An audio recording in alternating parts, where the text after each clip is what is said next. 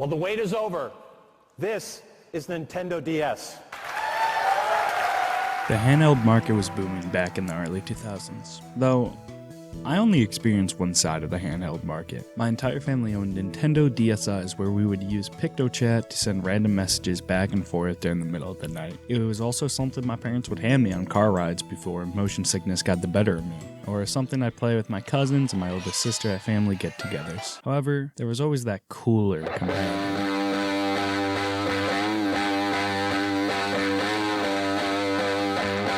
The PlayStation Portable. Originally released in 2005 in the US, I never found myself owning or playing on one. None of my friends had one growing up that I knew about, and okay, well, that is a small lie. My dad randomly had one that I saw once before never seeing it again. He brought it on a family vacation, let us play Despicable Me the game, and that was it. I never saw it again. Anyway, you read the title, you know what this is about. I ended up buying my first ever PSP on June 13th, 2025. It was a small birthday gift to myself while also being something I wanted for a while. Wait, June 13th, 2025?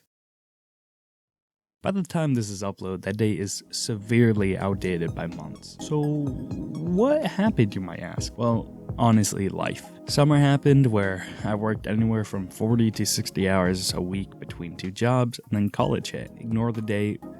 It's not really too important, but that's when I bought my PSP. It was a purple PSP 2000, though I'd say it was a very light lavender based on how it was in person. Also, random little fact, I sent a picture of the PSP to my friend's Discord server just telling them I got a PSP, and I ended up finding out I was slightly pro-tan colorblind.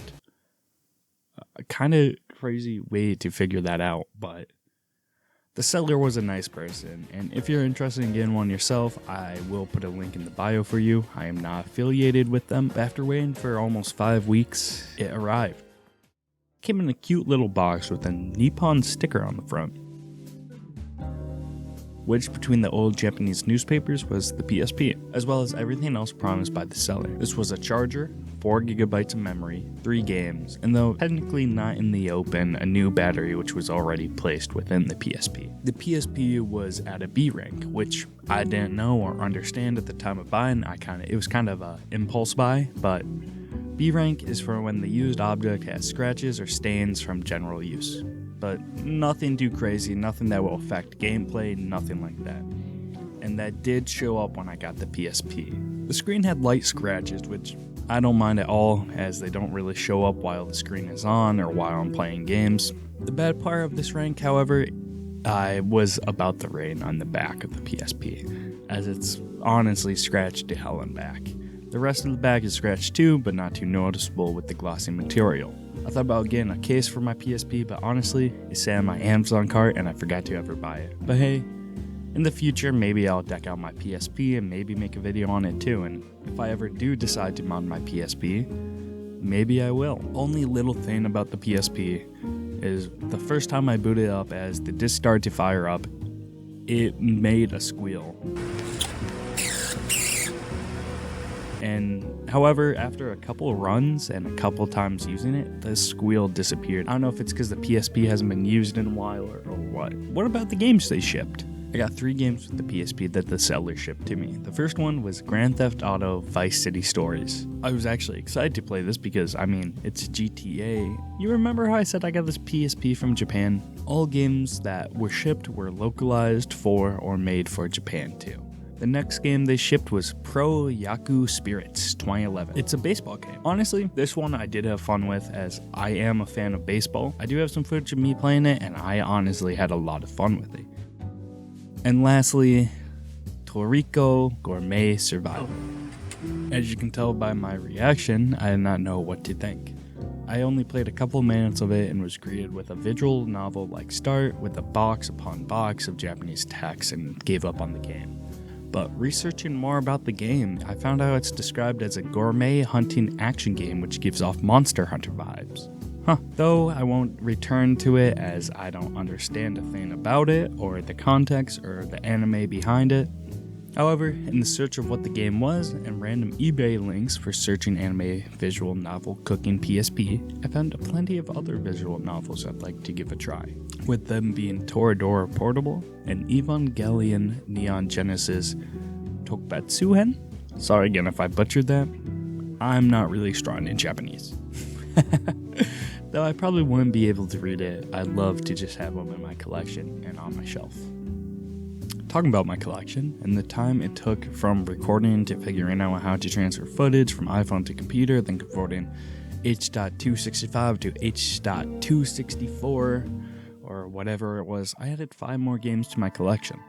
The first 2 were MLB The Show 07, mainly because David Wright is on the cover, and let's be honest, the Mets, it's all about the Mets, baby. And also, I'm a sucker for sports game, no matter how much I want to deny it. Another thing, it has a cool reversible cover, which honestly, I'm planning to make a video on eventually. Not the game specifically, but reversible covers and where video game branding has gone. Anyway, the next game is Need for Speed Underground Rivals, which sadly doesn't have a cover for the box. This quickly became one of my favorite games as I play almost anywhere I go, and I found myself sinking hours into upgrading and customizing my car. The next game was Hard Rock Casino, because I love gambling. I really don't have a reason otherwise, I just kind of go on, gamble with virtual money, and get off. Next 2 I found in a tiny ass GameStop near my campus, but I somewhat wish I really didn't get them. I haven't really enjoyed them that much. But they are Killzone Liberation and Star Wars Battlefront Renegade. Sadly, they came in GameStop pre-owned game cases, so no fun original cases with no fun game cover, but hey, they're shooting games. Sadly, not my cup of tea this time around, despite my love for shooter games like Titanfall 2 and old Call of Duties.